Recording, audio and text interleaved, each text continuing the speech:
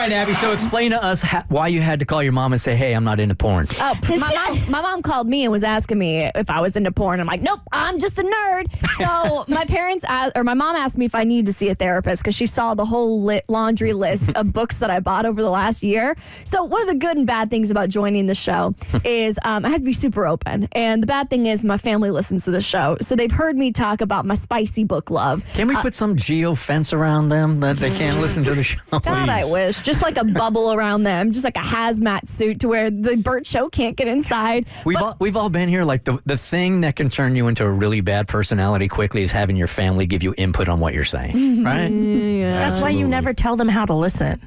If you don't teach them how to get the show, they don't know and they don't listen. My mom is like the biggest P1 of all now. She was texting me while I was in the bathroom. She's like, I can't wait to hear what you say about our conversation. Right. Oh, okay. We appreciate it, but can you become a P4? Yeah. more like a P70. Yeah, you're hurting your daughter's career here. Get out of here. So, of course, one of the things that I talk about on this show is my love for books, and Cassie likes to read too. But I'm not out here reading science fiction. I'm reading, fluffy stuff. I want to read about like two rival bakers who fall in love over a shared love of creme brulee. But then sometimes they end up starting to talk about like cream pies, and then you're like, whoa, Sally, this is a little aggressive. But it makes it.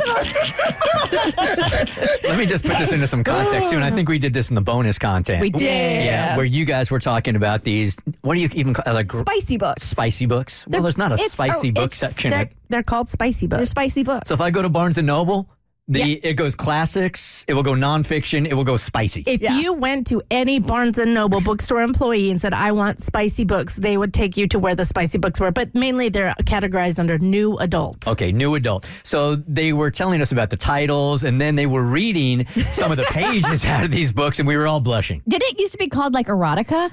There is, it depends. So there's romance and erotica as well. It's different. It's different, Kristen. Smut is when the book is mainly about the scenes of two people having relations. Okay. And if you take those scenes out, there's no plot, there's no book. Spicy is when you have a plot. If you removed the spicy like romance scenes, the book would stand alone. Like you would still be a good book with a plot. It just has a little bit of spice. Where does 50 Shades of Grey land in these categories? Smut. Okay. Yeah, 100%. So my mom heard us talking about smut on the bonus content where I was reading. Wait, your mom gets the bonus too? Yes, I told you, she's the P1iest of all P1s. You can't escape. I can't. Because we were talking about one of the raunchiest novels I've ever read, Santa Claus is Going to Town on Me. And she was... And she was like, obviously, all these years of youth group that we put you through didn't work. So I got this notification the other day on my email where I guess iTunes will alert you if somebody like looks at your purchase history. And I'm still on like our family cloud plan to where like I have like my own credit card and stuff, but we're all a part of like the same group. So I guess my mom went into my iTunes purchase history because I read them on my phone because I like to read them on the treadmill because it like distracts me from the fact that I'm working out. And she was horrified.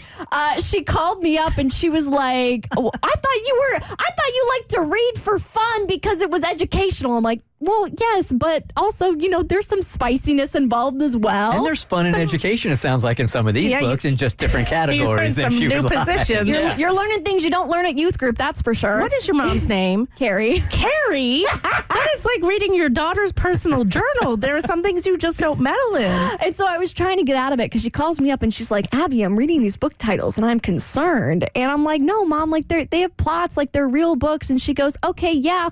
Why were you reading Signed, Sealed, and Daddied by Pepper? Abby,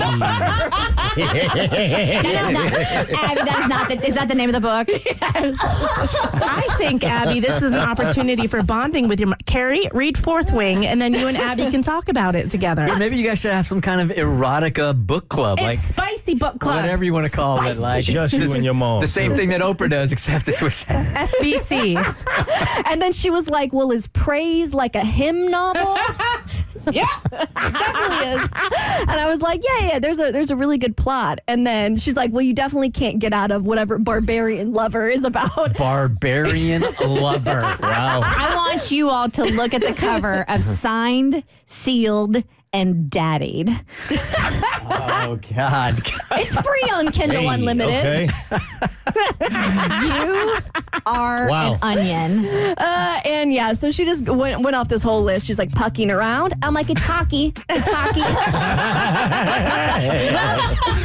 Rough and Ready is a great cowboy adventure novel, and Sinners Anonymous is very interesting. So get off my back, Harry. The Bert Show. Hey, did you like what you just watched? Good news, there's more of us. If you go to wherever you listen to your podcast, whether that's Apple or Google Play or Spotify, you can listen to The Bert Show wherever you are, whenever you want to.